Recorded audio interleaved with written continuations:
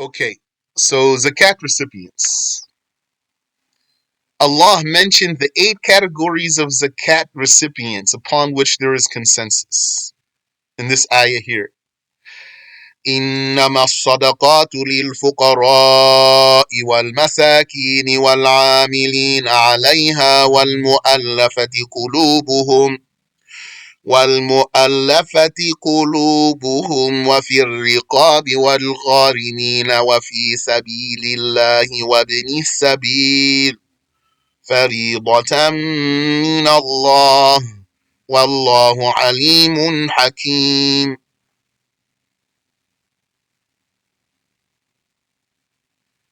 The obligatory charities, that means the zakat, are only for the impoverished. So that means the extra poor, if you want. The needy, they're poor, but not as poor as the impoverished. The officials appointed over the charities by the caliph, in particular.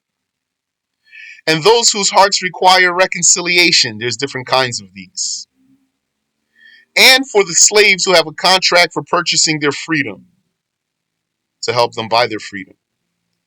And the indebted, to get them out of debt. And the volunteer fighters for the sake of Allah who are not registered soldiers. Because if they were registered soldiers, they'd have a salary. So these volunteer fighters, they don't have a salary as soldiers. So it's permissible for them to take zakat. They are amongst the wealthy ones who can take zakat. It's possible for a wealthy person to take zakat in some instances. This one is one of them. The volunteer fighter. He would be given money for his ride, his armor, his weapons, etc. We'll see. The stranded traveler, also he might be wealthy, but he's cut off from his money. So he can take zakat. So he can get home, for example. As an obligation from Allah. And Allah is knowledgeable about the welfare and wise about the distribution. So do not spend it on other than these. And do not deprive any of these who are available. So the first one is the impoverished. The faqir, he has no money or livelihood. And he doesn't have any money and he doesn't even have a way to hustle and make money. Or not enough to fulfill his daily needs. Like he needs 10 dirhams but only has 2. This is even lacking. Half. Okay, I missed the word half. Or not enough to fulfill half his daily needs. Like he needs 10 dirhams but only has 2. His house will not stop him from being poor. He still can be poor even if he has a house. His clothing, by which he makes a good appearance, yani he might even have nice clothes, or he's able to present himself well. This doesn't mean he's not poor. And a slave do not necessarily negate the status of poverty, because it's possible that he needs those things and he can't do without them. And still beyond them, he doesn't get all of what he needs for a day. So he can't sell them to get all of what he needs for the day. He needs them. So he's still poor. The needy miskeen is like the faqir. He's like the faqir in not having all of his daily needs. Like needing money for marriage or needing money for a home. But the faqir's situation is worse. The needy has enough to take care of some of his daily needs. Or he can make money. He can do a job to cover some of his needs. But not enough. Like needing 10 dirhams and only getting 7. So he's still eligible for zakat. The needy trader with a quota must pay traders zakat at year's end and may also take zakat for the needy by considering both sides. So we talked about this. Uh, so is there a case where a person has to pay zakat and can receive zakat? Yes. We're not going to say, since he needs zakat, then the zakat that he has to pay, those two cancel each other out, and then there's nothing. He doesn't pay and he doesn't take. No, we're not going to say that. We're going to say he has to pay zakat on one end if the rules for that are confirmed. And he's allowed to take zakat on another end if the rules for that are confirmed. So a needy trader. So someone is a trader and he's poor and he trades all year and then he gathers at the end of the year his inventory and his inventory makes him obligated to pay zakat. Then he's obligated to pay zakat, the zakat of a trader. And at the same time, the fact that he's poor makes him allowed to be able to take zakat from the share of the poor. Okay? So, what do they get? The situation of the poor person is investigated, whether he's a faqir or a miskin. If he has a trade, he's given enough money to purchase the tools for his trade so that he may be able to support himself. If he is a salesman, he is given what he needs to start a profitable business, and then he can support himself. If he lacks a trade and he's not a salesman, then he's given enough money for a normal lifetime, like real estate to rent. Yeah, like for example, he's retarded and he can't work. He doesn't have a trade, and he's not a salesman. So then the caliph will purchase real estate for him and then rent it out, and then he will generate livelihood from that. And if he's a senior citizen, he is given enough for a year. If he's still alive, he can get enough for another year. The worker appointed by the caliph for collection, distribution, documentation, and the clerk who calls the recipients. Yeah, yeah.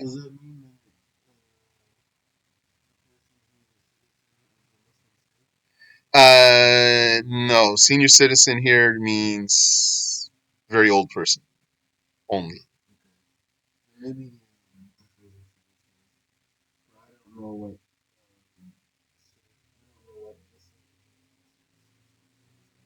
Okay.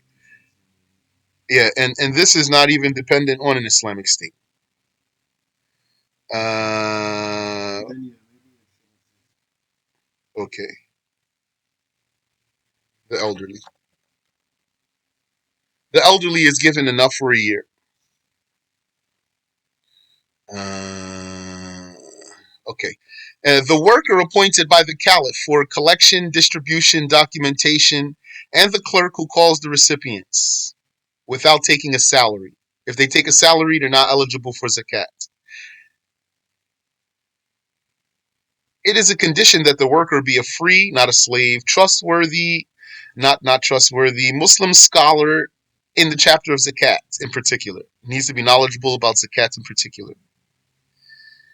And he may have a disbelieving worker under him. The caliph appoints him to work in the zakat department without giving him a salary. And he even has a kafir working under him. This one is eligible for zakat. 4. Those whose hearts need reconciliation.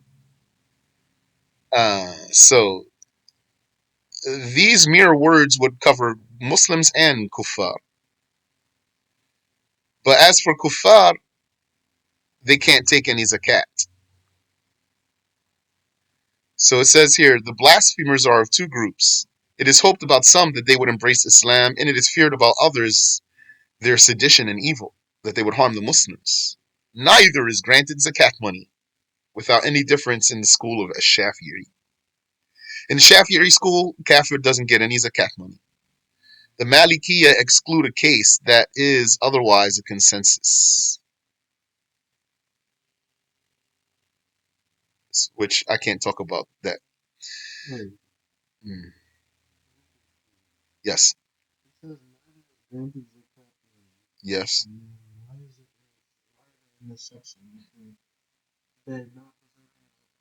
They're not deserving of zakat money. They're in this section just for trying to clarify what's the meaning of hearts need to be reconciled. Yes. Yeah, when we say there are some whose hearts deserve or need to be reconciled, well, just like for example, how right now you were concerned about the meaning of senior citizen. What does senior citizen mean? Does that include something it shouldn't include, or you know? So when you say someone whose heart needs to be reconciled, someone might say, well, I mean, you can have a kafir whose heart needs to be reconciled. So it's put here. And it's clarified also. There are kuffar whose hearts need to be reconciled. Two kinds. One kind, we hope that actually he would embrace Islam. And another kind, we fear his harm against the Muslims. But despite that, these don't take any zakat because they're not Muslims. And no one but the eight categories, and they have to be Muslims. Yes. So the Muslims who fit this description are four categories. One is a group that embraced Islam recently and still feels alienated from the Muslims. So they would be paid so that their hearts would be reconciled and that they would stay firm, even if they were wealthy. So that's another case of wealthy people who can take zakat. But he doesn't feel close to the Muslims yet. So the Caliph can give him money so he can feel close to the Muslims. And it doesn't have to be a leader, actually. It's not a condition. Even one who's not like that, some person he embraced Islam, you can give him money, it makes him feel nicer. When I first became Muslim, you know, Brother Bedr, Ethiopian brother, yeah, he gave me like $20 for no reason. And as a kafir, I used to be a kafir. This was like, wow, this guy just gave me money. These guys are really nice. MashaAllah. So that was good that he did that. SubhanAllah. Uh, Two, a group that embraced Islam and is firm, however, they are nobles amongst their peoples. Then they would be paid for the general welfare to entice their peers to embrace Islam. So imagine the Caliph appeared, the Mahdi appeared, and he's so influential on the world stage, as they say. And you have world leaders in Europe, in Asia, in Africa, in South America, so many countries everywhere. And maybe some of them would embrace Islam. And we said from here, someone might say, entice their peers to embrace Islam over the money? Isn't that insincere? So we'll say, uh, we leave what's in their hearts to Allah Ta'ala. Rather, we're going to go by what's apparent. And for them to embrace Islam is what we want. For them to display Islam and show that they became Muslims, we want them to do that.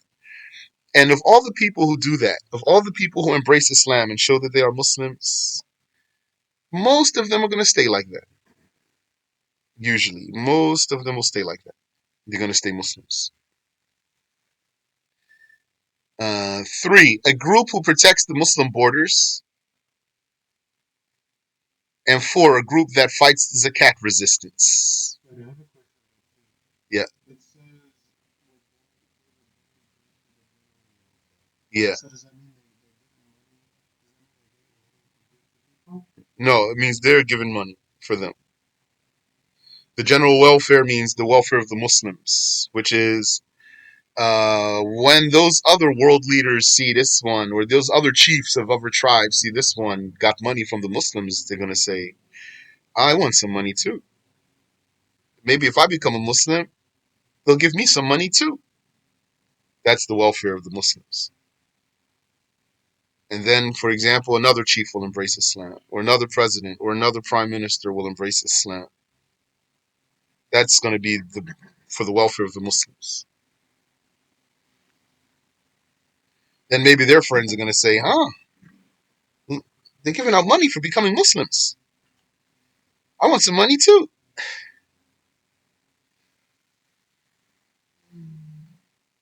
So three, a group who protects the Muslim borders. And 4, a group that fights zakat resistance.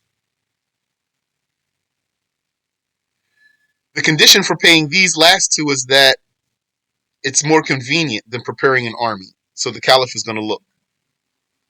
Should he actually just post an army there, or should he give them zakat money so that they can be equipped?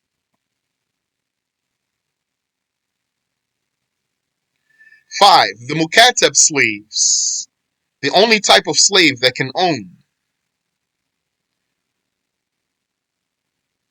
Yeah, there's different types of slaves. Like if you made your slave woman pregnant, she's called walad. That's the type of slave, has rules. Or if you said to your slave, when I die, you're free. That's called mudabbar. So this one has rules. Or you and another person put money together and you both bought one slave. So now your partner's in a slave. So he's a shared asset now. So there's rules here. And then there's also just the regular old slave. Regular old slave. So this one is called mukatab. Mukatab is the one who has done a contract with his master to buy his freedom. So then he can take zakat so that he can pay. And just for your information, the kitaba, that's the name of this contract. The kitaba needs to be at least 2 installments. So if you had a slave and then he came to you and he said, Master, I want to buy my freedom. So then you might say, okay, uh, I want 1,000 dinars in 2 installments, 500 at a time, like this and like this. So if you fulfill all the conditions, it'll be valid. But it has to be at least 2 installments because that's how the Sahaba practiced it. So this means that's how the Prophet taught them. Alayhi salatu wassalam.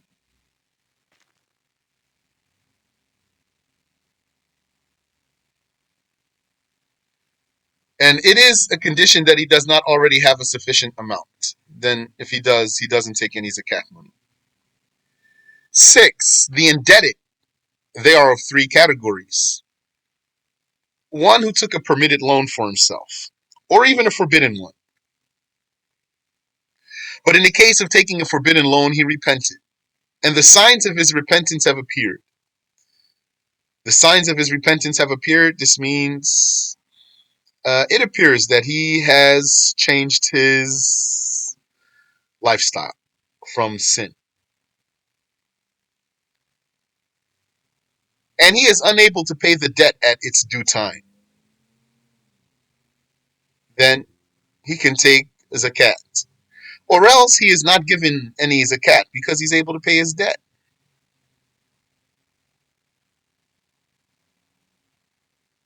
And if he had what pays some of his debt and not all of it, then he can take enough money to pay the rest of it.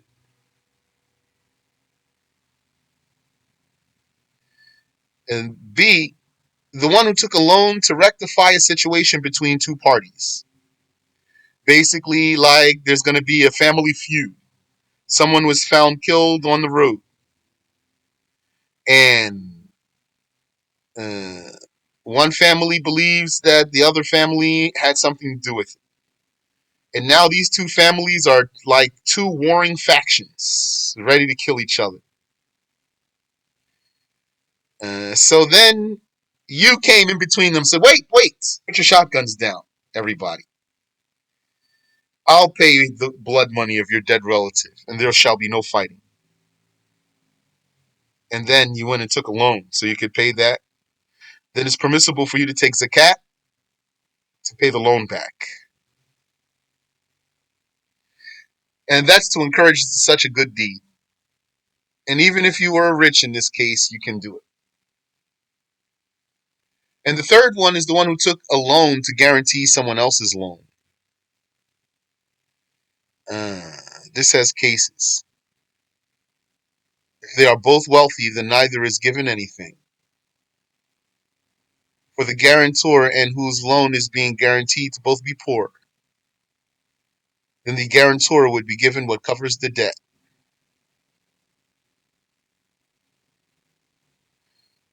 for whose debt is being guaranteed to be wealthy and the guarantor is poor. If he then pays with permission, he would not be given zakat money. If he paid without permission, he would be.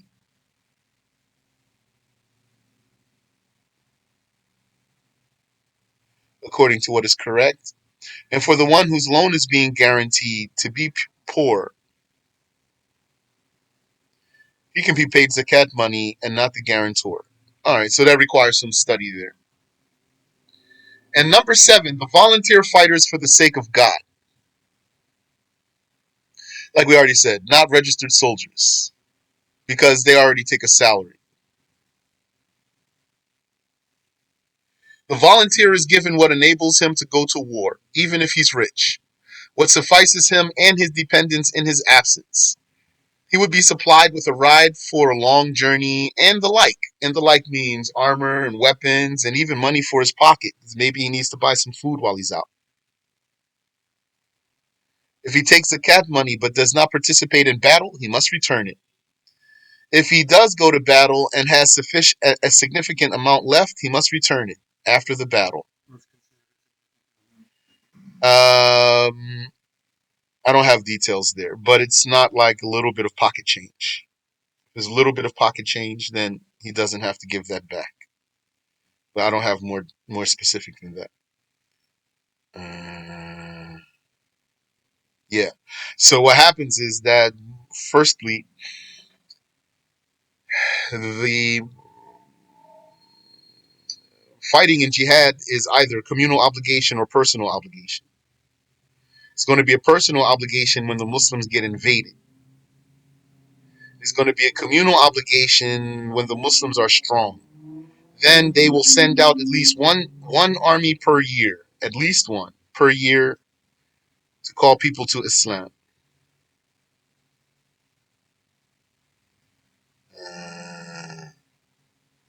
So when the army goes out,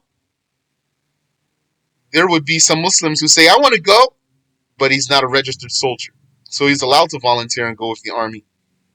Then he can take zakat money. And number 8, the stranded traveler, someone who embarks on a permissible journey, even for leisure, from the zakat town. Or he is passing by that town during his trip without having enough to reach his destination. And not a wanderer. Wanderer cannot take zakat money. Wanderer means he doesn't have any destination. He would definitely be paid for a travel of worship, like to make Hajj, or even for a merely permissible travel according to what is correct. So, according to what's definite, a worship travel. According to what is accurate but disputable, even a permissible travel. Both someone who has no money fundamentally, as well as someone who has money in another town, may be paid this zakat money. When he completes his travel, he returns the money, even if it is a little, as opposed to the volunteer fighter. And then this paragraph right here is where we started last time. It was in the wrong place, so it got put here. For every one of the 8 categories upon which there is a consensus, one must dedicate equal shares. And other than the caliph must equally pay at least 3 of each group if he can afford it, even if some are needier than others. So what we're saying here is there's 8 categories of people who are qualified to take zakat. So what if you were going to pay all 8 categories? Then you're going to split those into equal shares and then pay a share to one of each of the 8 categories. And other than the caliph must equally pay at least 3 of each group if he can afford it. You can't say, I'm just going to give it to the poor only. Then you have to give some, for example, to the poor, some to the stranded traveler, some to uh, the volunteer fighter, for example. So other than the caliph must equally pay at least 3. At least 3 people from each group. All the 8 categories. If he has enough money, he's going to find 3 people who are faqir, 3 people who are miskeen, 3 people who are slaves trying to buy their freedom, etc. He has to pay 3 from all the 8 categories. What's 3 times 8? 24. But you don't have to pay 3 workers. The worker is excluded from this. Shafi'i said it's possible that the worker is a single one. So, for every one of the 8 categories upon which there is a consensus, one must dedicate equal shares, and other than the caliph, must equally pay at least 3 of each group if he can afford it. But you don't have to pay 3 workers, even if some are needier than others. Otherwise, he pays who is present, who is there. If he only pays 1 or 2 while able to pay the third, then he owes the third a minimal amount of money. And it was said that he owes him a third. And zakatul fitr is like zakat money zakat. Zakatul fitr is like money zakat, so it is not taken out of the town. When we say the town of zakat, this is what I meant when I said to you earlier, a caliphate or an Islamic state is not required for this. Meaning, even if there weren't an Islamic state, you can carry out these things except for appointing the worker, because appointing the worker requires a caliph, a zakat worker. Yani, a zakat worker who's eligible for zakat, that requires a caliph. Wallahu a'lam, we'll stop there.